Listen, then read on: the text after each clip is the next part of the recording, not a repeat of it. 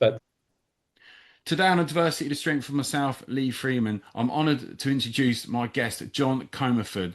John is a survivor and advocate, born in Sydney, now living in Coogee, Australia. He endured childhood sexual abuse with the Catholic education system and carried the silence of trauma for over 40 years. His story changed after a mental health crisis led him to face that pain that transformed it into purpose. He's now an author, speaker, men's mental health advocate, using his lived experiences not as a clinician, but as someone who's been through deep healing to support others. His book includes Tarzan Loves Jane, a dark romantic novel, Alarma, 25 Tools for Men's Health, which provides practical strategies for anyone navigating trauma and recovery. John's work is built on honesty, real world experience. He's spoken across podcasts, written for Brains magazine, and continues to help men around the world reclaim their lives from silence and shame. John, it's an absolute honour to have you on the podcast today. Thank you for coming on. I know, Lee, thank you so much, mate. I'm honoured to be here. Great to talk to you. Thank you so much. Take us back to the beginning of your journey, wherever that was there,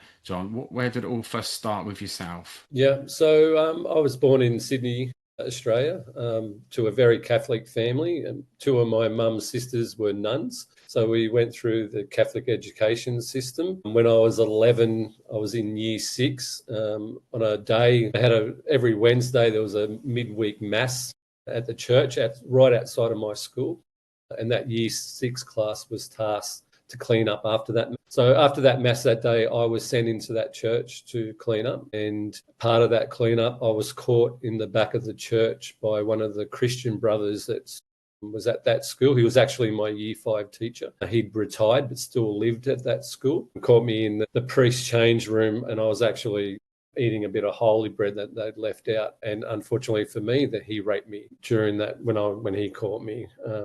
After that time, and I just felt like I couldn't talk to anyone about that about my family. And then I kept that a secret and dealt with that for 40 years.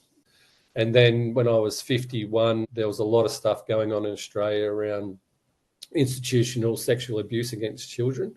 Cardinal George Pell articles around that same time, 2017. And I attempted to take my own life, so I tried to kill myself. And fortunately for me, I didn't do a very good job of that. And then that led me down a bit of a dark path to get help. And I was lucky that I met an incredible woman who helped me through that path. And as you said, led me to get to some therapy, and I found narrative therapy. And narrative therapy, for those who don't know, is about writing, and you just change the ending of your story. And that really helped me, Lee. And I fell in love with writing, which led to Tarzan Loves Jane and the other stuff that you mentioned. So that's where I am right now. Yeah, it's a great transformation there as well. And you've done absolutely amazing with everything you do. And I love all what you're doing. Thank you. When you go back to the beginning there, how did it affect you after it actually happened? Because a lot of when you go through that, when I had like Paul Stewart come on, the ex-footballer, unbelievable guy, loved talking with him, and he was saying that he was like the happiest kid ever. And then when he was abused by his football coach, he just was withdrawn. He was just totally quiet, and it just totally changed him. How did that affect yourself there, John? Yeah, and very similar. I mean, I had a great family. I had 3 older brothers, a younger sister. I loved our family environment. I felt protected inside that home. After that, yeah, I definitely became a bit of a recluse, and I was sort of an up-and-coming rugby league player in my youth, and there was big expectations that I would crack into, it's called the NRL now, but when I was a kid, there was big expectations on me that I would become, I'd be a professional rugby league player. I stopped all sort of sport. And the other afterfact of that is I started to have voices in my head because I couldn't talk to anyone about what was happening to me. So I would talk to myself. And I still have, those voices today, and they sort of help me get through life. So it's sort of like a mild case of schizophrenia, but in a good way where, they're more helpful than they're not. But yeah, it was really hard. School was hard. And obviously I failed everything at school. I was seen as being lazy, non-committal. I just daydreamed. I just couldn't handle the school. And the hardest part for me was the teacher who raped me. As I said, he retired, but still lived at that school. I was around in the playgrounds, I saw him every day. I had to walk past the church where I was raped, in the mornings and of an afternoon every day, and obviously that was triggering, and I'd never know what a trigger was back then. Alcohol early, drugs early, and it was only that I fell into the military that sort of saved me from an early age. So I fell into the military at 18, which absolutely saved my life early in the piece of my life. Going back to obviously after it happened, did you think of telling anyone, or was that something that was just you were never going to do? I think statistically, a kid telling anyone, it's minuscule. Yeah, it's a different time too now, Lee. Like I just turned 60. So I went through the 70s, and what I only found out recently that they wouldn't have believed me anyway. And I came close. Yeah, I came close once. My brothers were talking, we're around the kitchen table, and my brothers were talking to my father. And my brother called one of the teachers a pedophile. And my dad's gone, "What are you talking about?" And I was just about to let it loose. And my dad slammed his hand on the table and said, "I don't want to hear it. If you don't want to go to church, you don't have to go to church. Is that what you want?" And they all said, "I don't want to go to church." And then I said, "I don't want to go to church." And it really shocked my dad. He sort of looked at me and said, "Okay, if you don't want to go, you don't have to go. But I don't want to hear about priests being pedophiles." That's the only time. Yeah, it is a different time there. I can remember like the way like parents were. It was like, oh yeah, that guy's weird. Keep away from him, or don't tell tales. And so nobody ever took you seriously there. And in one of my books I've got for being a therapist, saying that it takes so much for a child to actually tell a parent what's happened to them, and the odds of that parent actually believing them is very remote, because there's just so much for that parent to say, "Oh my God, look what's happened. This is," and it can change their life. And there's so much. It's easier to say it didn't happen. So, luckily enough today, people are more aware of it. They can see things better. But even then, you still got to be looking for it, because a lot of things can happen and people are just oblivious to it. Yeah. And I struggled with that too, because as I said, I've got 3 older brothers and they all went to that school. One of my brothers had him as a teacher. And what we found out too, and what I found out about 9 years ago now, is that he was at another school. The teacher who raped me was at another school. He was caught doing all the same things, molesting children at that school. So they moved him. The Christian Brothers moved him to my school, and he just kept doing the same things there. Yeah. And when I reflect on that, he was a teacher at that school for 30 years. He had 30 new kids a year for 30 years, and he had sheets up on the windows. He had a sheet around his desk. He would call people to sit up there and sit on his lap. And when you didn't, he strapped you. He got 6 straps a day. I was getting 6 straps at year 5. The very first time I sat on him, called you out, brand new in school. The first couple of days you were there, come and sit here, show me your work. Puts his hand, tries to grab your penis. You push his hand away, he'll sit up. He gives you 6 straps and sends you back and brings the next kid up. So for year 5, my very first year in high school, I was basically getting 6 straps every day because I wouldn't let him play with me. Even then, I know times have changed, but even then, that's just weird. That's just weird. And you see clips of like TV shows in the 70s where you've got like the presenter that looks like a paedophile, the way he's treating all these kids. And even then, you're thinking, surely nobody's not realizing this is completely weird and this is a bit inappropriate and stuff, and yet nobody seems to have done anything. It's just their way. Yeah, but that's not taking any accountability. Why is it their way? That's not right. It's still beyond me. And they were, there was the other brothers there were pedophiles as well. And the worst part about my rape was, there was a priest standing at the door. So the priest who did the mass service, as I was dragged, so after I was finished being raped, I was dragged in front of a crucifix and told to pray for forgiveness. And as he was dragging me, I looked and saw the priest standing there. And I sort of just looked at him and mouthed, "Help me." And he smiled at me. And then I looked and he was masturbating. So he watched me being raped, masturbating. And I learned from that moment, it was like, you can't trust anyone in that school. And hence why, I just fell away. And I just wondered about all the other kids, what about the kids who kept sitting there? Thinking, you're sitting on his lap. And I know what he did, what he was doing to me. So, how are those? and they're men now, like it's one thing. Yeah. I know we've spoken about it. Like I'm not the 11-year-old little kid that I was then. And I was a skinny little kid, my parents used to, the family joke was, if it was a windy day, put rocks in John's pocket so he doesn't fly away. Yeah. So, it's just... What happened to those? So the brother who raped me, he died. So when I joined the army at 18, I did my basic training and I went back to that school to kill him. I went there to kill him. I had a sawn-off shotgun. I knocked on the door, and as I was walking over there, one of the other brothers, who was the principal when I was there, sort of blocked the door and asked me what I was here for. And I said, "Oh, look, I just want to see the teacher." And he told me he died. And it wasn't until 10 years ago I found out he hadn't have died when I went there. He lived till he was 91. 91. Never arrested for his crimes. Never arrested. Yeah. And I'd love to say, Lee, that, don't worry, the rest of them were. But if the Royal Commission that happened in Australia showed us everything, there was thousands. Yeah, there's like a massive case in America. There's a film on it. It's got Liv Schreiber in it around Boston. And there's like just thousands of Catholic priests all the same. And then they get moved from one church to another. And it's beyond comprehension. It amazes me, even though I know all the answers to it as being a therapist and unfortunately studying it for years and stuff like that. It's just shocking there as well. What did you do then when you realised that? Well, they obviously said that there's a reason that he's told you that. Yeah.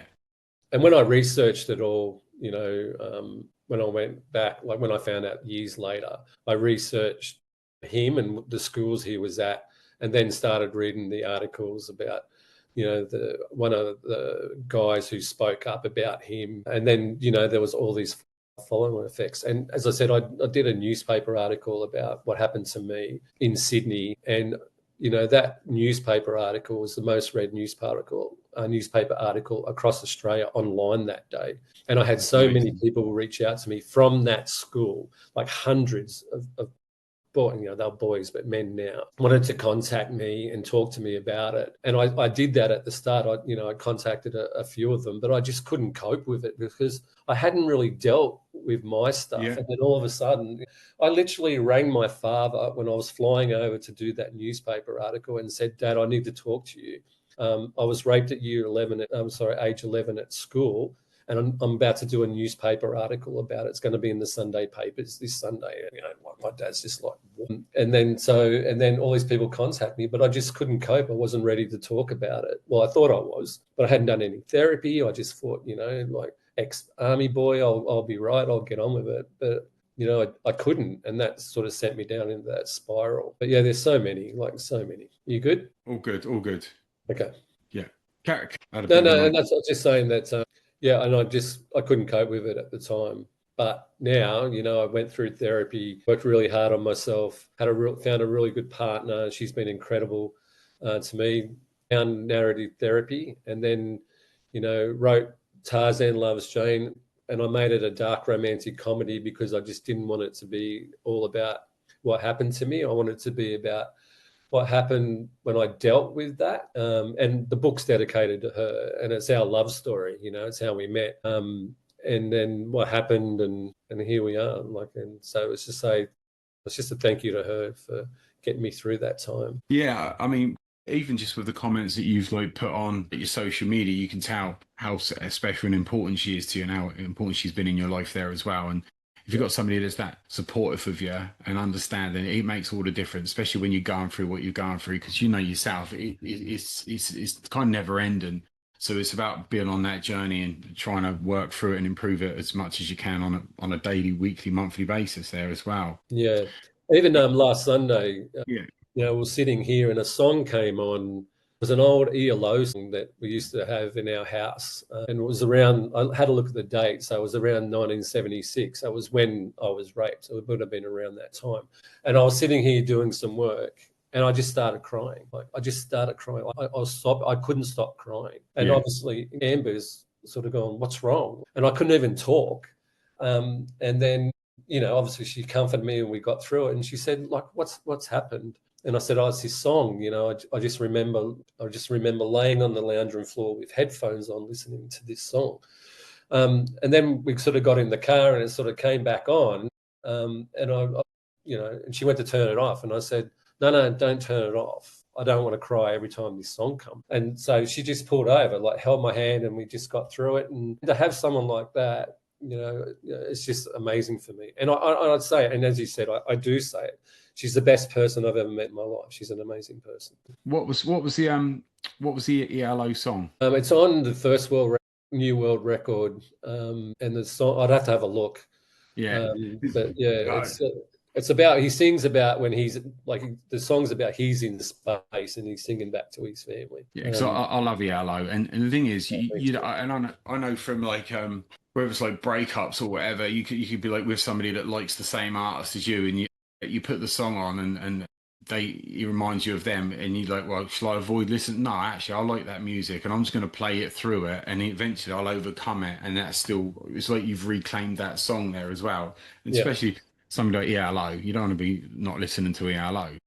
I love ELO. Yeah, exactly. I've seen them a few times, and they're absolutely amazing there. So it's good that you can and again, it's another victory for you, because it's you recapturing something back that could have been taken from you as well. No, I totally agree, mate. When you were growing up, did you find that you were blocking everything out, or were you thinking about things on a daily basis, reliving that? From the ages to sort of 11 to 16 were tough. And as I said, I found drugs, like especially pot, like marijuana. Like I just felt that really calmed me. And the best thing that happened to me is I found a group of kids, and we never talked to each other about what we had, but we were sort of a bit of loners that sort of fell together. There was a group of about 5 for us. And there was a girl whose, parents were sort of split, and the mum was never around. And we used to just be able to go to her place. And she basically lived on her own. And mum would drop in, a couple of times a week on her. And we'd sit around and again, listening to music, Pink Floyd and Led Zeppelin, and that sort of helped. And it helped, like we all sort of we would look at each other like we wanted to say things, but we just never did. But we all felt really comfortable with each other. Did you feel that there was always like a dark cloud hanging over you? Always. And I talk to Amber about this a lot. I always feel when I walk into a room of people that I'm the most fucked up person in the room. You know what I mean? Even now. Yeah, absolutely. Like I've still, because, unless you've been through major trauma, as it's something can happen. Something could happen right now that while we're talking, which might affect one of us, and there's a trigger, and then you've got to deal with it. And I'm not good socially. I'm not good one-on-one. I'm good with because Amber's very social, so she helps me a lot. I'm good with strangers, which is weird.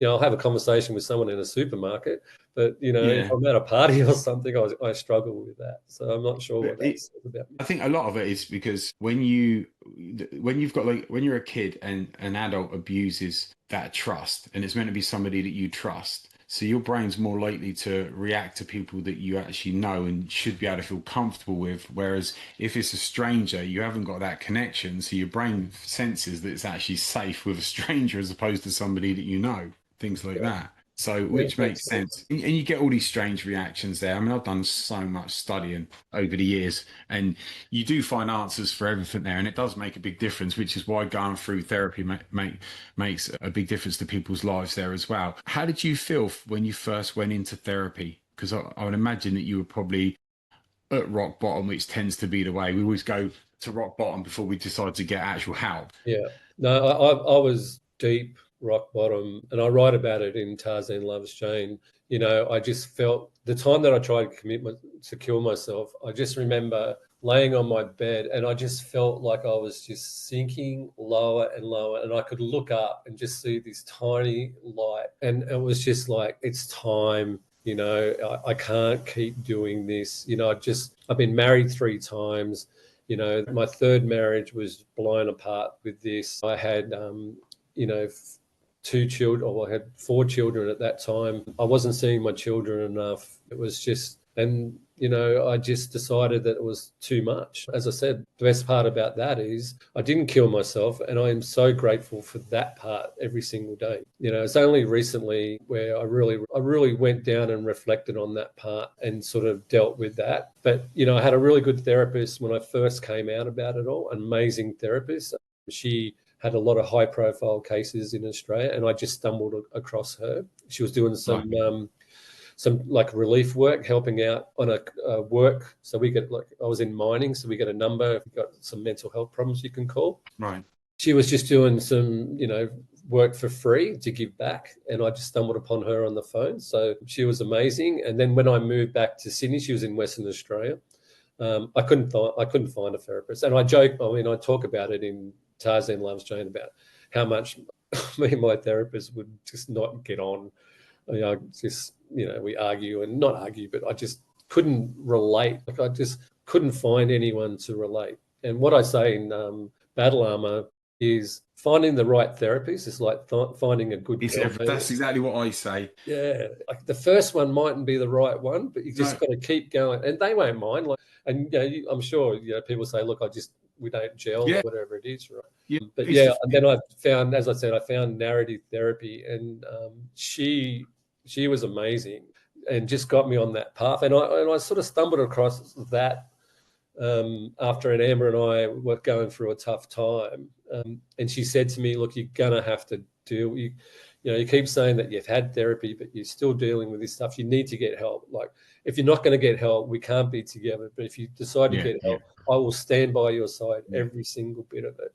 Yeah. And then Googled some stuff, saw narrative therapy, read about it, and within, a couple of months, like I was writing the stories, and it was all about killing him. I must have killed him 100 times in every story. 20 years military experience, I could kill him a number of ways. And then I just wrote once about that he died the year before I went to year 5. And then the other story I wrote was my brothers told my mum that he was a pedophile, so my mum changed our school. And she said to me, "Do you understand what you've done?" And I went, "Yeah, look, I've taken myself away, so it never happened in the first place." And she said, "John, that's narrative therapy. So keep reading that story, and you keep reading it over and over and over. Your brain believes that that's happened." I've advised clients to do the same, to actually do that, the narrative therapy there, and they did it, and they got a lot from it. They got a lot. How did you? How did your family react when you told them? Because with Paul Stewart, he went out to dinner and told some of his family, and then the next day he went round to his parents and told them as well. What happened with yourself? Because obviously you're about to make national news. Yeah. I was pretty lucky. My eldest brother, Robert, when my third marriage was breaking down, him and his wife, Leonie, they really looked after me. I don't know. They gave me somewhere to go. I was doing fly out of Sydney. My kids were here, so I was trying to see my kids. They let me sleep. They were living in a small place in the city, let me sleep on the floor, gave me a car. Didn't even have a car to be able to pick up the kids. And they really looked after me. And then I flew back once, and he rang me and said, "Look, I don't know what's going on, and I know you're going through some tough stuff, but I'm really worried about you. I'm more worried now after the last visit. Like, just tell me you're okay." And I said to him, "Look, I was raped at year 11 at school." And he said, "Who was it?" And I told him. He went, "Right." And then I told him, I said, "I'm going to do an article about it." And he said, "Well, who have you told?" And I said, "I've told you." And then I rang my other siblings. I rang my auntie, who was an ex-nun. She retired from the nun to look after my grandparents. My mum had passed away about 6 years before, which was difficult too because my mum died of cancer. And when I went and saw her, I was laying on the bed. She asked me what happened. She goes, "What happened to you?" She goes, "Oh, anything you want to ask me?" And I'm like, "No, there's nothing I want to ask you." And she goes, "Oh, this is your last chance to find out anything." And I'm like, "Mum, there's nothing I want to know." I went, "Why? What do you want to know?" And she had a couple of questions. And then the last question was, "What happened to you when you were about 11? And I just went, "Why?" And she said, "You totally changed." And I'm like, nothing happened. She goes, "John, I know something happened to you." And, I said to her, "Well, then why didn't you ask me back then?" She said, "I did ask you, but you said nothing." And I said, "Then because nothing happened, Mum." And I didn't tell her. And she died about 5 days later.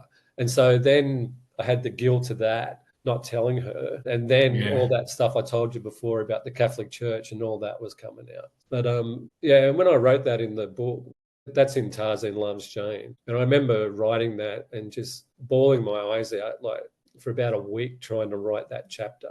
And then giving that release. And my mum's ashes, I live in Coogee, and my mum's ashes are spread here. So I walk past where my mum's ashes are spread every day. And I sort of, still have that connection with her, which I'm really pleased with. But yeah, that was a big chapter. That and the chapter that I was raped were both the two hardest chapters I had to write in that book. Yeah, of course. Yeah. And it makes sense there because with your mum, what are you meant to do? What are you meant to do? You're going to tell her that? You're gonna tell her that now? Yeah. She already probably knows. She's there or thereabouts. Yeah. So what so if I was in that position, what would I do? I probably would have done the same as you. I would have thought. Yeah.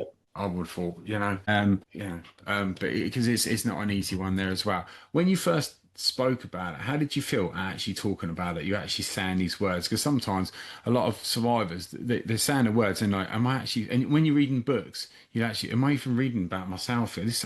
Am I even saying these words? How do I even get to this? Did you kind of find that? Yeah, I remember after my suicide attempt being in the hospital, and I was in a small mining town, so I knew the local doctor, and he came in and spoke to me and said, "John, what's going on? Like, what's going on?" And I told him, and I said, "I was raped when I was 11." He went, "Okay, so who have you been talking to about that?"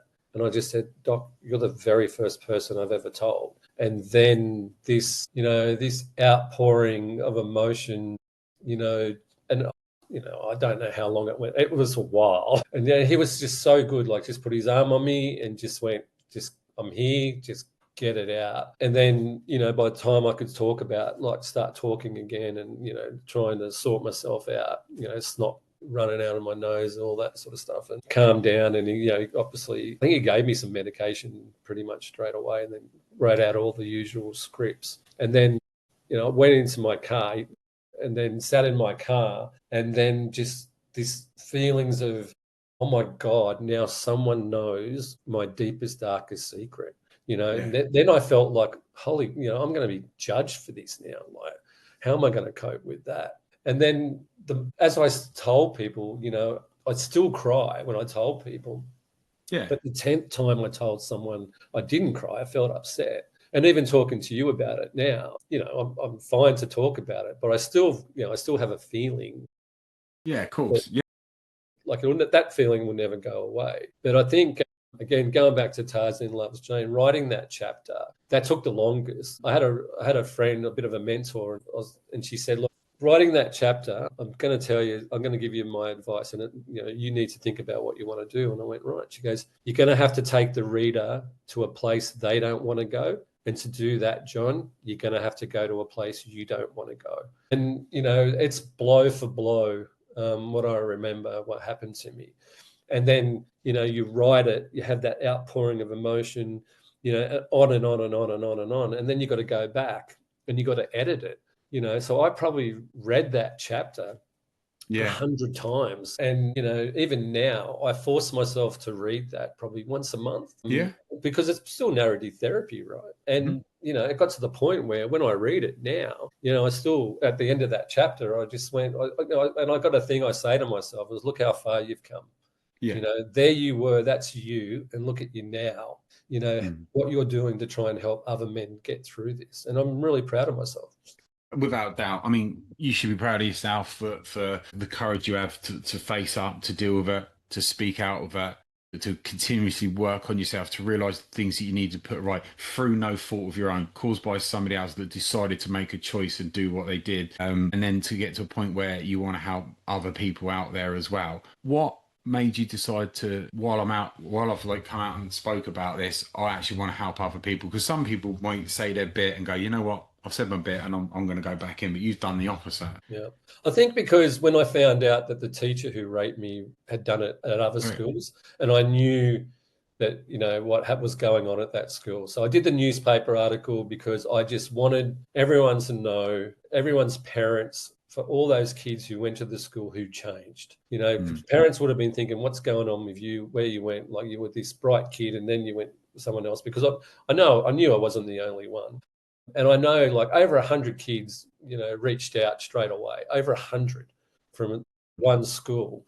From one school. From one school. And there would have been more. And you know, then I thought, well, there's so many from this school. What about everyone else? And, you know, again, I wasn't equipped to do that. So I had to go back, get myself through therapy, you know, write Tarzan Loves Jane, get that sort of part squared of my life. But I released Tarzan Loves Jane in December last year, and I was really lucky. There was a local magazine where I live, and they did an article on me. And from that article, people started to reach out to me there about their brothers, their partners. You know, would I talk to them? And then I'm just like, yeah, of course I'll talk to them.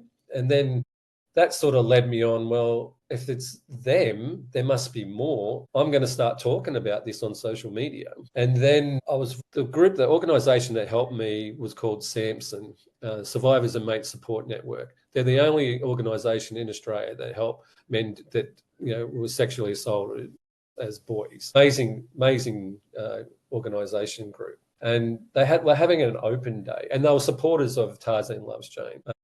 They're having an open day, and Amber and I went to their open day. And, you know, I think I said before was I walk into a room and I'm usually the most fucked up person in that room. I walked into that open day and, you know, I felt like I was the most normal person in that room, but because I'd done all that work, right? Yeah. And, you know, and talking to those, and it was good for Amber too, because, you know, she was talking to guys and someone would say something to her. She would look at me and she'd turn back to that person. And she said, John's exactly the same as that, you know? Yeah. And then everyone starts, and I saw that all of a sudden I felt like, wow, I've just found my people. You know what I mean? Like everyone was, well, that had the same life as me because you had something happen to you that I had happened to me. And that's the one thing that I say to everyone now, and I'm sure, you know, you do as well. Men don't speak up about this because they think what they're going through, no one will understand.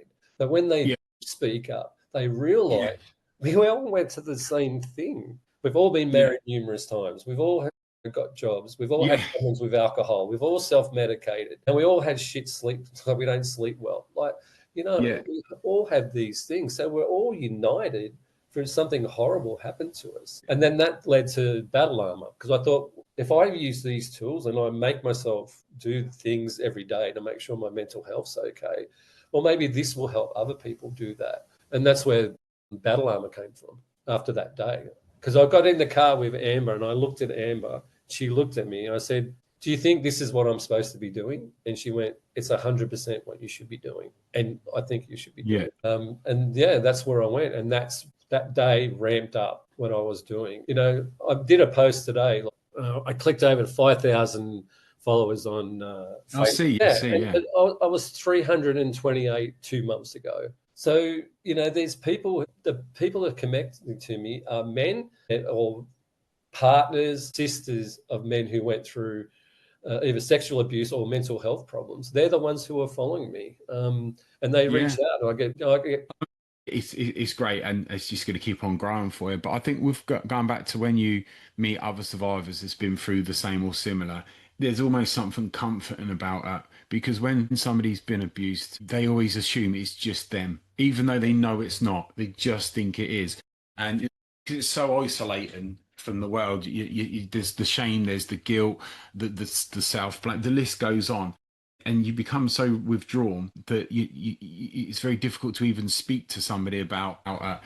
So almost, it's not like it's a relief. I suppose probably it can be to a degree that it's not just you, even though you know wouldn't wish it on the person that's just told you it's happened to you. But there is some element of comfort that it makes you realise that you're actually normal. If you go through, and I say this to clients, if you go through that set of circumstances, this is what's likely to happen to you. And I say you can go back to the beginning, you went through it again, you'd still be sat here now. If you put somebody else through that, they're probably going to be sat here like for like, give or take. And that seems to be the case there. You know, so I think it's great, you know, getting so many people to open up about it as well. And you must have heard a lot of stories from people as well. Want to suddenly see you and you're like that voice, and they just want to tell you their story. Yeah. And I'm much better at that now. And the one thing I've found, and I'm sure Lee, you're the same, is look, I was in the wrong place at the wrong time and I got raped. And then I went on with my life and nothing else happened to me in my life. Like I'm meeting men who were raped multiple times, Yeah, and groomed, from an early age. And I remember talking to someone locally who went through something, and he was saying about, he goes, oh, blah blah, it's about being groomed. And I just said, look, I don't know what's that like, and I don't know how you feel about that. But I know the aftermath of it, but I wouldn't know how that feels. And I think just being open about and honest about that helps too. And they're like, "Oh, right." Yeah. I said, "But I can help. I can help you with the like all this stuff after, and I can give you some tools. They work for me. I'm not going to say they'll work for you. At the end of the day, my biggest thing is I'm not a doctor. I'm not a therapist. yeah, I'm just a guy who went through some shit and found something that works for him. Maybe it'll work for you. Maybe it won't. But we all know, you got the basic things like exercise, you cut down on your alcohol. I mean, I do this, I do like affirmations every day. And if great, someone would yeah, have yeah, told me 5 years ago that I would love doing affirmations, I would have yeah. laughed in their face. But they're amazing. Yeah, yeah, no, they are. I did an episode with a lady, Sheila Kamuda. She's brilliant, and she lost her husband. And for 6 years, she just did journaling, and literally, it got her through it. And she come out the other side. I'm doing her a disservice explaining it as badly as I am, but she literally does gratitude for everything. Even she missed a flight, she's doing gratitude, and I'm giving her all of these scenarios, and she's just batting them out. Like I'm like, what about this one? She's like, yeah, no, and she's just giving me brilliant answers. Everyone was brilliant, and it's the way you look at things. They're like that, so you can change, and you can get to a point, no matter what you've been through, where you can focus on things and look at the best side of things. Yourself, you probably, like everyone else, would have focused on all the negative things in life because that's all you've known, because you've had that thing that's there as well. Yeah. Yeah. So, Oh, doom and gloom, right? yeah, of course. Yeah, of course. Because Yeah. of what's happened, you're then carrying that around. So then you form a belief system of that's the way of the world there as well. And until you have a lot of therapy or whatever, you're not going to change that. Fortunately, you've changed that, and now you're doing the complete opposite. And then you're at the affirmations, and that's a place in progress to go, look where I've come from to where I am now. Imagine in 5 years' time when you'll look back to that, you'll be like, you probably look back and think, I was just getting started then. That's right. And now even yelling. That's what, when I joined the army, I remember the first, getting off the bus and everyone's screaming at you, and they ask you a question and you go, "Oh, yes, Sergeant." And he's going, "I can't hear you." Got to yell and just screaming it out, and then having the voice go, "Holy shit, this is great." You know what I Yeah, mean? Like getting all that anger out and yeah, yeah, doing bayonet fighting and screaming. And I was just like, those army years were amazing for me because I had this outlet of yeah. getting all my anger out.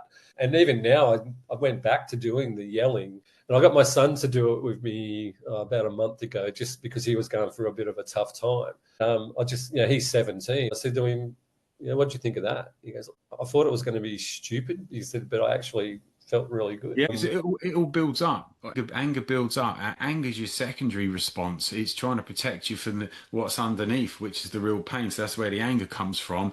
I sound like a therapist here.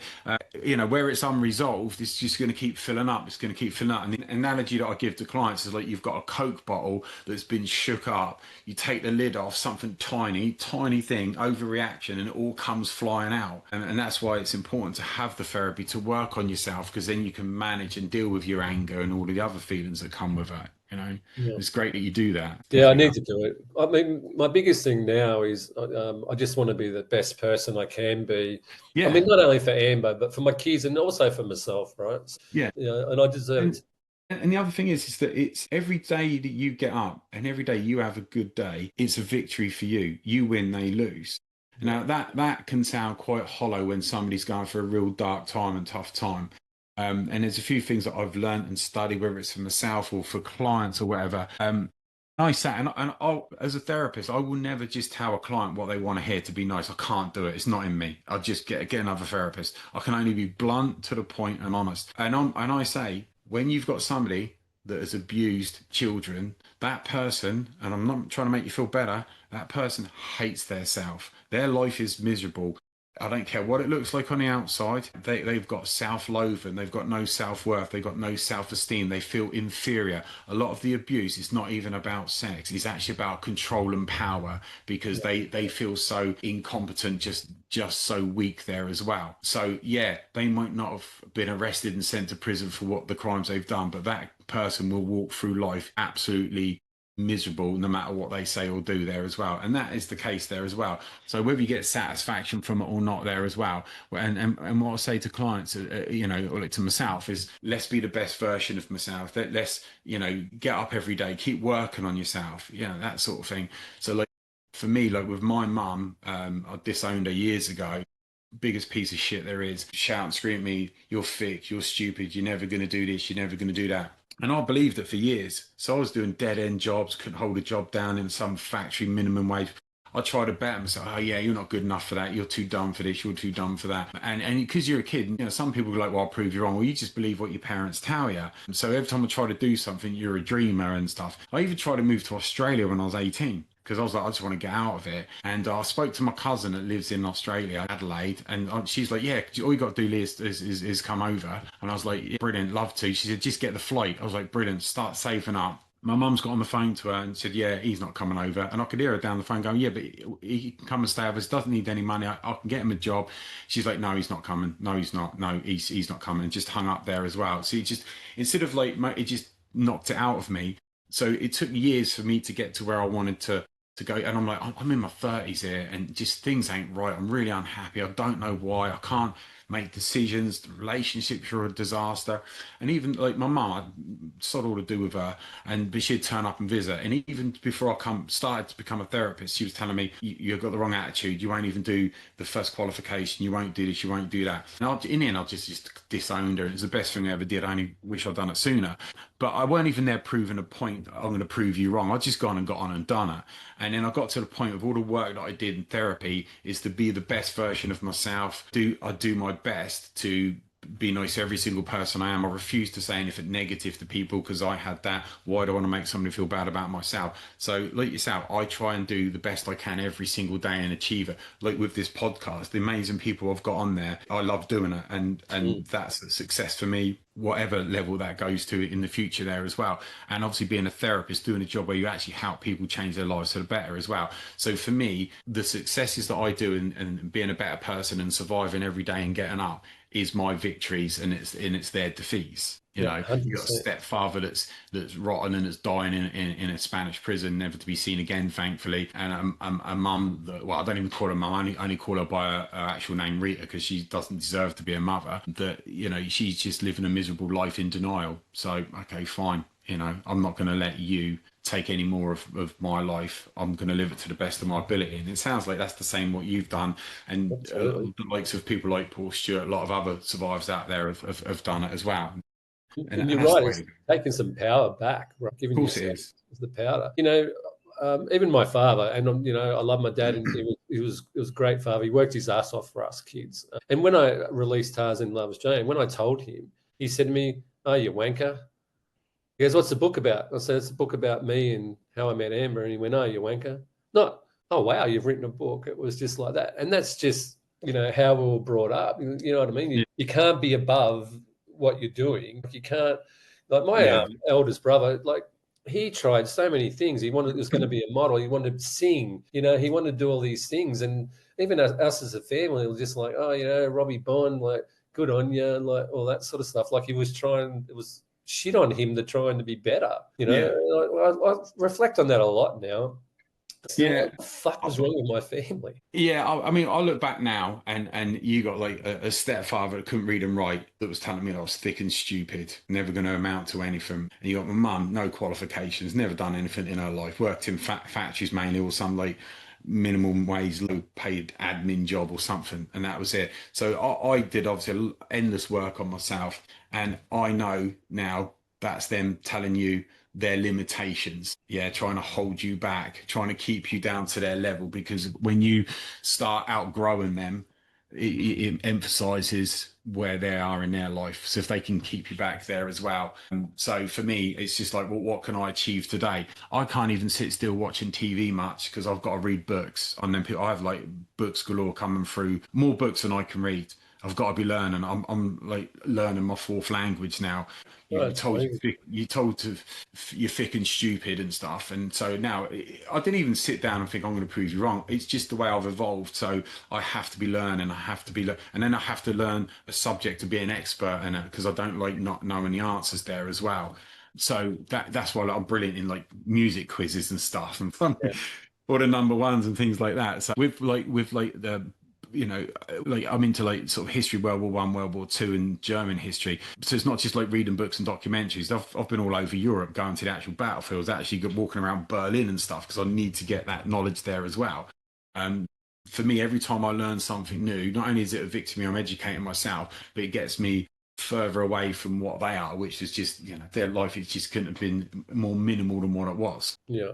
And I think you'll find, I mean, you'll know the answer to this too, but sometimes it's the closest ones to you. Like they're not the ones who want you to see you do well either. You Yeah. know what I mean? Like I remember when I wrote Tarzan Loves Jane, I was telling people I was writing a book and they went, well, how do you know to write a book? I said, I'm just writing. And then when I wrote Battle Arm and they're going, what do you know about mental health? I said, I only know what I want to do, like things that'll work for me. So I'm just going to put them down and see how they go. And I remember because it's coming up to the 10-year anniversary of the Royal Commission. And I said to Amber, I think I'm going to write a screenplay about the Royal Commission.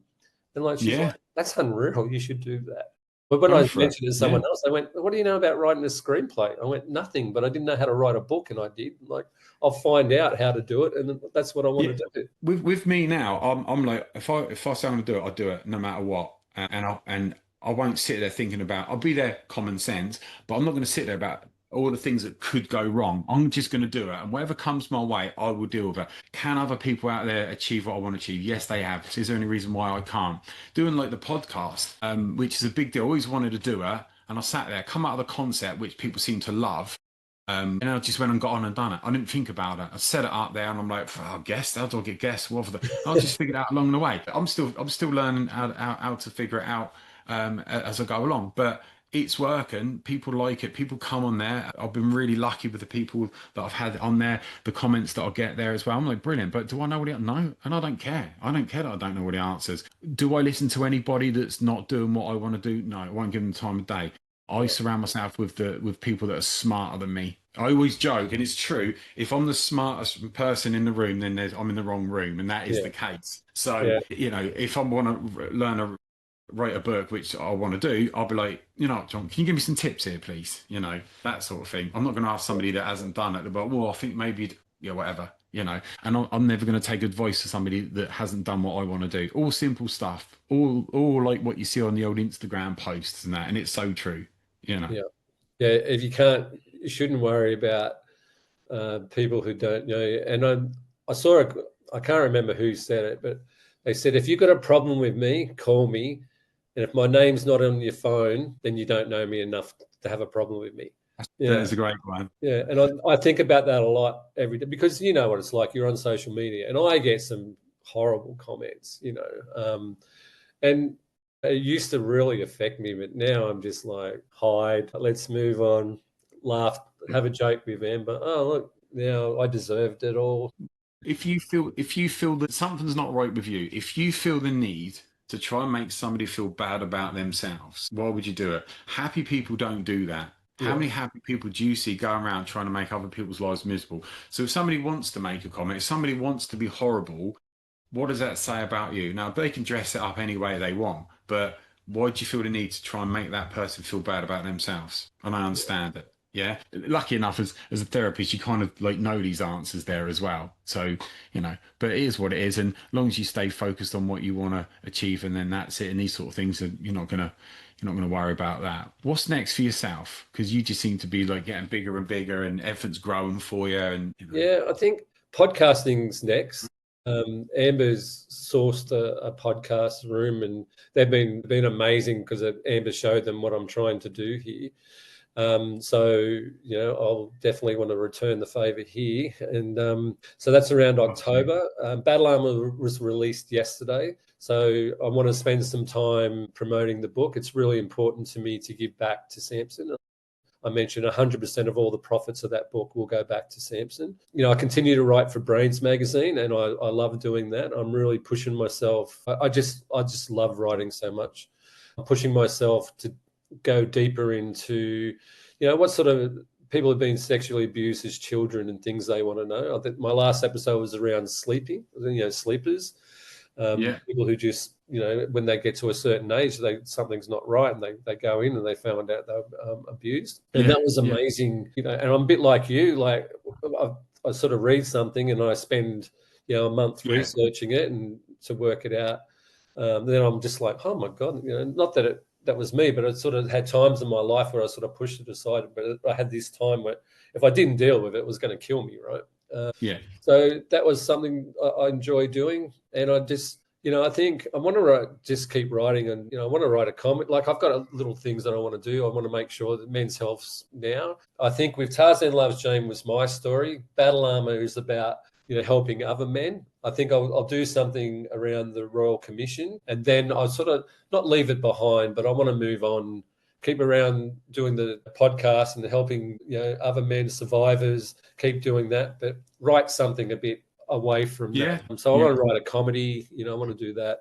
I think I'm funny, so I'm trying to write that. I mean, the things in Tarzan Loves Jane, I love the most, the comedy parts of it. So so I just want to keep writing and do the podcast and try and make a full-time gig of it. Eventually do some speaking. I want to do speaking. I think that's definitely something I want to do. Absolutely. I think if you can speak, your story is going to relate. It just will. It can't not, to so many people out there. And it is making a difference when you get people that come out speaking and they hear that person's story and they can relate to it. That gives other people out there confidence that that guy's got on stage and he's telling his story. And they're more likely to then start, even if it means that they actually go and then talk to their friend, because the burden, the weight that that person carries throughout life, it just becomes unbearable. So even if them speaking out means just telling their wife, their parents, or whoever it might be, that might be all they need to do. And that could be the difference between literally ruining their life, saving their life, and moving on and having a much better life, lead them to therapy, wherever it might be. So I think, if you do the speaking, that'd be brilliant. That'd be great. Yeah, and that's what I love about the Start Over family. The Start Over project with Marco Robinson is all about that. So each book has between 10 and 14 different authors. We all tell our own story, and those stories will relate to whatever it is. There was, people who would try and be trafficked when they were kids. There was a lady whose child was taken away from them. That the child's father lived overseas, and she's fighting to get her child back. A man living with a narcissist woman who's going to try and kill himself. Like, the stories are just amazing. And as a collective group, when we were doing the books, we were doing Zoom calls and reading our stories out live to everyone, and those stories just hit everyone. So I just remember listening to people's stories, like crying, and then Marco's crying, we're all crying listening to this story. And there's a reason why all 4 books have gone to #1, because as humans, we love those stories, right? We want to see people go through adversity, come out the other side. And I think Marco's done an amazing job to allow us to promote ourselves. And we've all got things that we're doing now to continually promote ourselves. So there's 10 books, and he's already talking about the next series, and to get people who have got a story which will help other people. And that's what it's about. And it's just been, that's been the most amazing thing that I've done. And Marco himself has really pushed me to tell my story and get my story out there, and help me promote Tarzan Loves Jane, and to get more people reading that, because people relate who have been through it, right? So he's a great guy. It sounds it, and I've seen a lot of what he was doing. I was doing quite a bit of research on him as well. Seems a great guy. Got a lot of followers there as well. He's just so motivated. I mean, because he's got his own story. It's out there, so I'm not talking out of school, but he's mum went through an abusive relationship. They lost their house. He was living on the streets with his mum, and had to get himself through life. And, then when he did, he got into property, made himself better, had his own TV show, gave someone an opportunity to get a house that were on the street. For someone to do that and then come up with this idea, well, if I could help that with my story, what about other people's stories, what they can do? So, I've got a lot of love for him, mate. He's a brilliant man, and, I can't wait till he comes to Australia to part of the speaking tours for the Start Over movement. Yeah, and he's doing them all around the world at the moment. I think he's done a London one, they've done an Ireland one, they're in Scotland, and then I think they're going across now. And it's that trickle effect. It'll get bigger and bigger as people do it. But 4 books, 4 number ones, like, amazing achievement. It speaks for itself there. I think what he's doing is great. I think what you're doing is great. All of your links will be in the description for the episode there as well. And anything that you want promoted, I absolutely do my best on that with my growing platform there as well, because I think everything you're doing is fantastic. John, absolute legend. Thank you so much for coming on the podcast today. Absolute pleasure having you on, buddy. No, and thank you, Lee. And you're doing the same thing, mate. So thank you for all the work that you're doing, and I really appreciate being here. So, it's been, no worries. I've loved it. So thank you. Thank you very much.